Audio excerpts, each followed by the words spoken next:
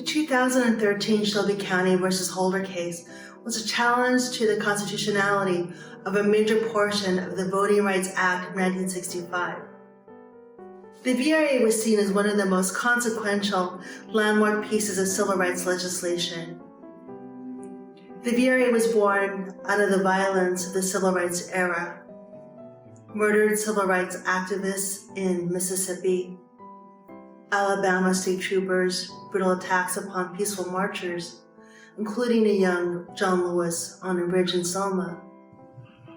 Marchers there had been shot in the back while trying to flee, as well as when they were trying to render aid to injured marchers. The power of the VRA was that discriminatory voting practices could be blocked before they harmed voters. The law placed a burden on the government to show why the changes they were seeking was not discriminatory. In the Shelby County case, Shelby County sought to overturn that provision that required states and counties with a history of voter suppression to obtain federal approval prior to changing their voting laws. The Supreme Court ruled in a 5-4 decision in favor of Shelby County that Section 4B was unconstitutional because the coverage formula was outdated. In practice, the Shelby decision means that communities facing new discriminatory voting laws have to file suits themselves or rely on the Justice Department or challenges from outside advocates, sometimes after the discriminatory laws have already taken effect. It's hard to overstate the impact, the significance of the decision.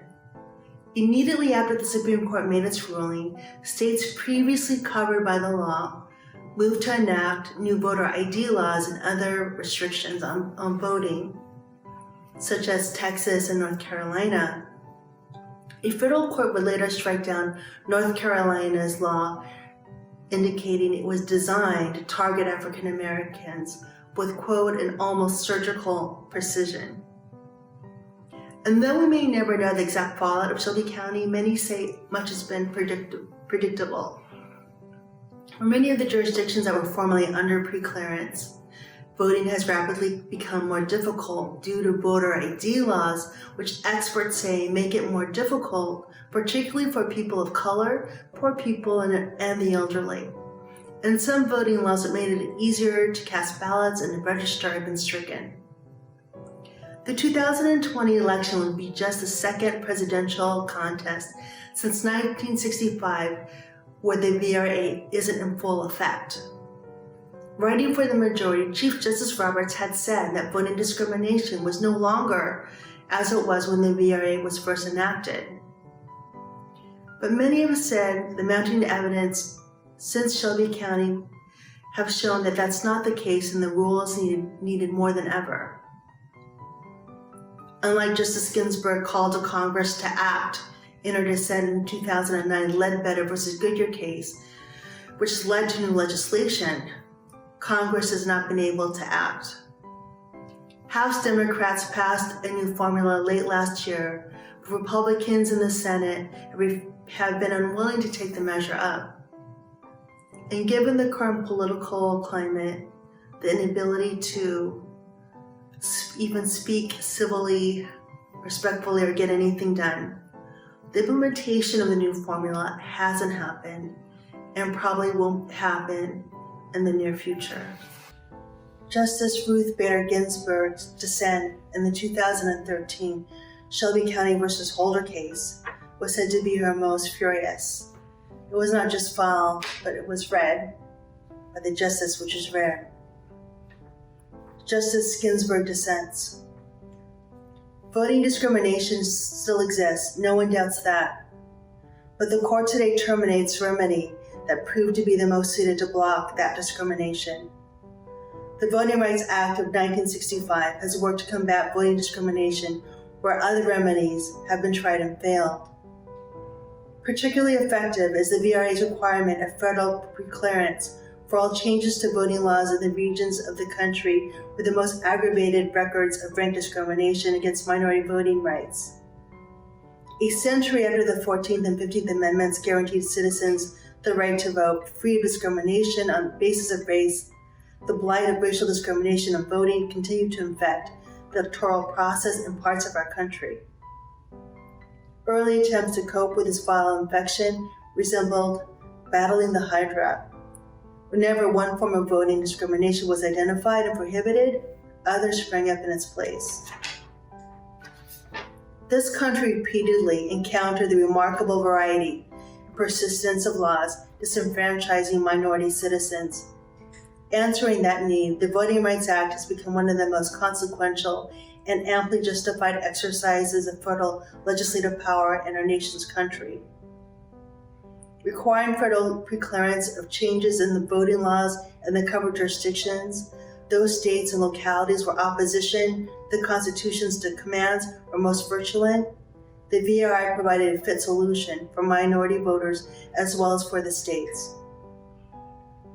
Under the preclearance regime established by Section 5 of the VRA, covered jurisdictions must submit proposed changes in voter laws or procedures to the Department of Justice, which has 60 days to respond to the changes. A change will not be approved unless the DOJ finds it has a purpose or the effect of denying or abridging the right to vote on account of race or color. Congress approached that 2006 reauthorization of the VRA with great care and seriousness. The same cannot be said of this court's opinion today. The court makes no genuine attempt to engage with the massive legislative record that Congress assembled. Instead, it relies on increases in voter registration and turnout as if that were the whole story. Without even identifying a standard of review, the court dismissively brushes off arguments based on data from the record and declines to enter the debate about what the record shows. One would expect more from an opinion striking at the heart of the nation's signal piece of civil rights legislation. The court's opinion can hardly be described as an exemplar of restrained and moderate decision-making. Quite the opposite. Hubris is a fit word for today's demolition of the VRA. Throwing away preclearance when it has worked and is continuing to work to stop discriminatory changes is like throwing away your umbrella in a rainstorm because you're not getting wet. Justice Ruth Bader Ginsburg has been an inspiration for myself and other women jurists, for so many of us in the legal profession, for so many years. And in reflecting on why she means so much to me personally, I look back to what President Clinton looked at when he was considering her for the Supreme Court. Of course, her record is amazing. But it was said that what President Clinton really became enchanted with was with her moving life story, and that she was on the receiving end of much of the discrimination she would work to end. And I find that her rich life, her experience, has made her the jurist that she is. And that despite her non-traditional background, she was an amazing symbol of what a different voice could bring to the bench. There was so much that happened to her, so much life experience that made her sensitive to the plight of others. As a child, when she was traveling with her parents, she recalled seeing signs that said, "No Jews, no dogs." Her mother, who was convinced that she could do anything, even go to college, died a couple of days before Ruth's high school graduation, and her mother never got to see her go to Cornell. She was only one of 9 women in the Harvard class of 500. And she'd been asked by the dean of the law school, how could she justify taking the place of a man? Though she was the first woman to join the prestigious Harvard Law Review and was at the top of her class, she initially wasn't able to get a job at a firm or a clerkship, that went so easily to her male classmates who ranked below her. While she had argued many cases in front of the Supreme Court on behalf of the ACLU, but after becoming pregnant, she became demoted. Before meeting President Clinton, she was said to have brought about a small revolution in how women were treated, wiping away close to 200 laws that discriminated off the books. Indeed, President Clinton was told that as good as Thurgood Marshall had been to civil rights, Ruth Bader Ginsburg had been for women's rights. Indeed, both Justice Marshall and Justice Ginsburg were able to draw from their varied life experience for the betterment of the court. One justice said about Thurgood Marshall that he would tell us things that we knew but would rather forget, and he told us much that we did not know due to the limitations of our experience. And it was said that there were many instances in which Ruth Bader Ginsburg had the same effect. In 1993, when President Clinton appointed her to the U.S. Supreme Court, he hoped that she would be a consensus builder. And he was right, she was.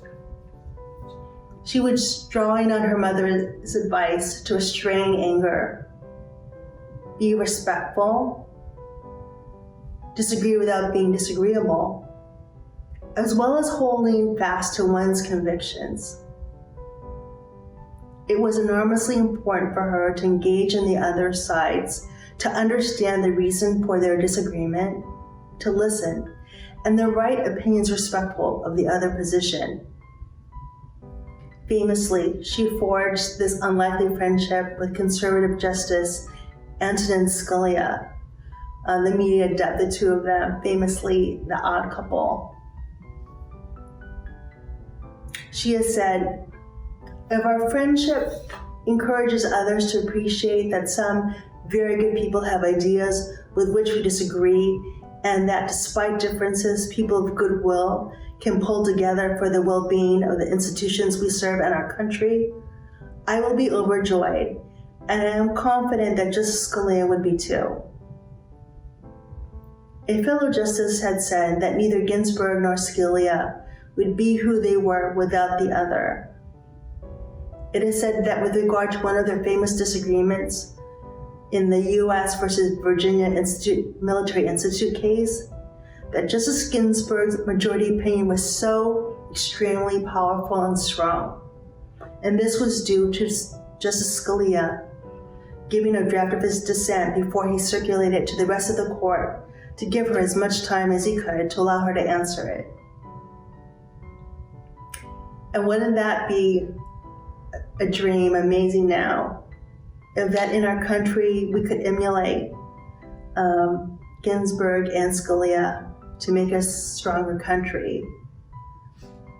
If our government could engage with the other side, listen to them, to understand the reason for their disagreement, to give their opinions, be respectful of the other people's position, that would be an amazing lesson if they could do that.